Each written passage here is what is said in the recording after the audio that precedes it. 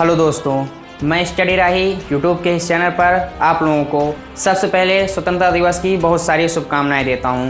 तो आइए दोस्तों, आज के इस स्वतंत्रता दिवस के अवसर पर हम लोग कुछ बातें जानते हैं और कुछ अंत में हम लोग शायरियाँ जानेंगे।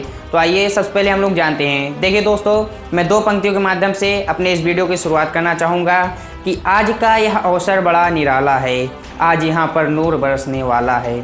आज का यह अवसर बड़ा निराला है, आज यहाँ पर नूर बरसने वाला है। एक बार ज़ोरदार वीडियो को शेयर कर दो यारो कि अब हमारा वीडियो शुरू होने वाला है।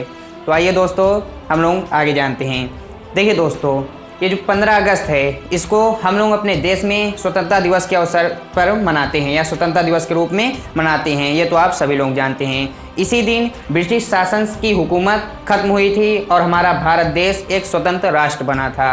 और वो समय क्या था, वो काल क्या था, वो सन था सन 1947, जब आधी रात को हर एक पुरुष, हर एक महिला, हर एक बच्चा, हर एक बूढ़ा एक नए युग और एक नए नियम और एक नए संविधान और एक नए राष्ट्र के लिए अपनी नींदों को कुर्बान करके उन्होंने आज़ादी की लड़ाई लड़ी थी। मैं उनके लिए कुछ पंक्तियाँ कहना चाहूँगा। लेकिन दोस्तों, एक बात आप भी याद रखिए कि टूथपेस्ट में नमक हो या ना हो, लेकिन खून में देश का नमक होना बहुत ज़रूरी है। तो मैं उन वीर जवानों के लिए कहना चाहूँगा कि लड़े वो वीर जवान की तरह ठंडा खून फौलाद हुआ, लड़े वो वीर जवान की तरह ठंडा खून फौलाद हुआ, लड़ते लड़ते भी मार गिराए तभी तो देश आज़ाद हुआ।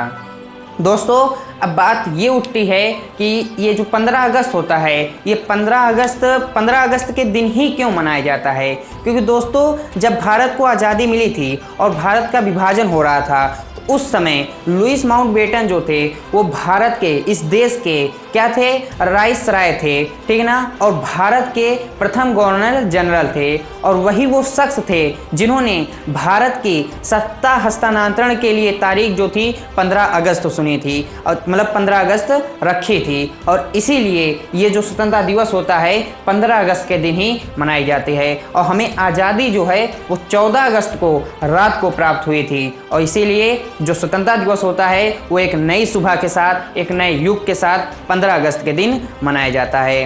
दोस्तों, मैं दो पंक्तियों के माध्यम से अपने इस देश के प्रति अपनी इच्छा को प्रकट करना चाहूँगा कि मैं इसका सलमान हूँ, ये देश मेरा मुकाम है। मैं इसका सलमान हूँ, ये देश मेरा मुकाम है। छाती चीर के देख लो, अंदर बैठा हिंदुस्तान है। दोस्तों, पहले हमारा भी देश सोने की चिड़िया हुआ करता था। हमारे देशों के कई नाम हुआ करते थे, हमारे देशों की जयकार, हमारे देशों के नारे हर जगह गूंजा करते थे। लेकिन मैं किसी का नाम नहीं लूँगा दोस्तों। आजकल के इसको जो बिगाड़ा है वो राजनीति का ही खेला है। पांचों उंगलियां बराबर नहीं होती। हम किसी सरकार को दोष नहीं दे सकते, लेकिन किसी सरकार में वो पाँचों गुण भी नहीं पाए गए जो हर सरकार में होना चाहिए। तो दोस्तों, मैं उस राजनीति पे कहना चाहूँगा कि आतंकवाद को शरण में लाया है राजनीति ने, आतंकवाद को शरण में लाया है राजनीति ने, पार्टियों का बीज उगाया है राजनीति ने। आतंकवाद को शरण में लाया है राजनीति ने, पार्टियों का बीज उगाया है राजनीति ने। कभी अपना भी देश सोने की चिड़िया हुआ करता था, इस भारत को खोखला बनाया है राजनीति ने।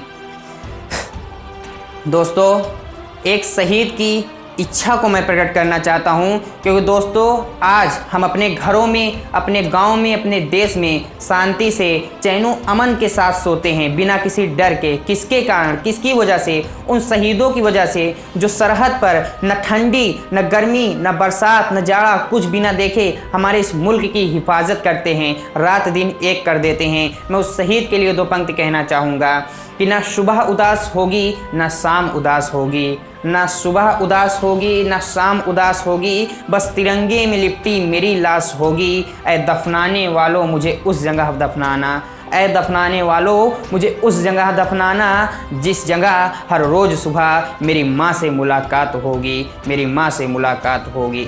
दोस्तों, मैं अपनी इच्छा को इस देश के प्रति, अपनी अभिलाषा को, अपनी मनोकामना को, अपनी निष्ठुरता को इस देश के प्रति इतनी बातों से प्रकट करना चाहूँगा कि तकदीर लिखने वाले एक एहसान लिख दे, तकदीर लिखने वाले एक एहसान लिख दे, मेरे भारत की ज़िंदगी में मुस्कान लिख दे।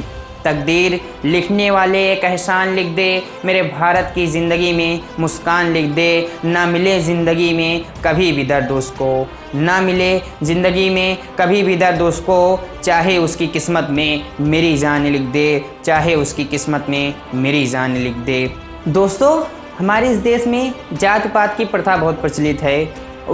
कुछ लोग मानते हैं ये मेरा है, ये अपना है, ये पराया है, ये उसका है, ये इसका है। दोस्तों, हमेशा यही क्यों कहा जाता है कि हम सब एक हैं? ऐसा क्यों नहीं कहते कि मैं और तुम एक हैं? कारण ये है, इसलिए ऐसा कहा जाता है हम सब एक हैं, क्योंकि हम मतलब होता है हिंदू और माँ मतलब होता है मुसलमान। दोनों मिलकर बने हैं हम, और इसीलिए बोला जाता है कि हिंदू और मुसलमान एक हैं, मतलब हम सब एक हैं। दोस्तों, मैं अब दो पंक्तियाँ उनके लिए कहना चाहूँगा जो हम लोगों को अलग करने के लिए ऊपर बैठे हुए हैं। यानी कि दोस्तों, हमारे इस देश में जात पात की प्रथा बहुत प्रचलित है।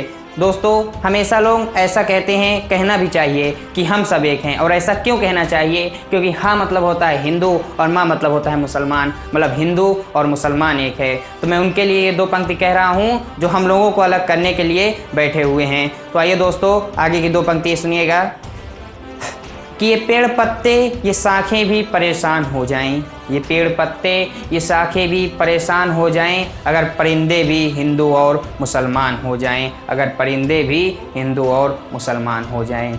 दो पंक्तियों के माध्यम से मैं अपने वीडियो को यहीं पर ख़त्म करना चाहूँगा कि थोड़ा सा प्यार थोड़ी सी खुशियाँ अता कीजिए, थोड़ा सा प्यार थोड़ी सी खुशियाँ अता कीजिए। एक बार अपनी इस देश के लिए कुछ तो कमेंट कर दीजिए, कुछ तो कमेंट कर दीजिए। दोस्तों, अगली की पंक्ति मेरी ये है कि अपनी कदरदानियों को इस तरह ना छुपाइए, अपनी कदरदानियों को इस तरह ना छुपाइए। अगर हमारा यह वीडियो पसंद आया हो तो एक लाइक करते जाइए, एक लाइक करते जाइए। दोस्तों, मैं आपको, आप सभी को फिर से एक बार इस 75 साल की आज़ादी के लिए आप सभी को बार बार एक बार फिर से हार्दिक शुभकामनाएं देना चाहता हूं। क्योंकि दोस्तों, अंग्रेज़ों ने हमारे इस देश पर 200 सालों तक क्या किया था? राज किया था। तो दोस्तों, मैं यहीं से अपने वाणी को विराम देता हूं और इतना ही कहना चाहता हूं, हमारे इस देश के प्रति एक ही नारा, एक ही नाम, जय जवान, जय किसान, जय हिंद, जय भारत, वंदे मातरम।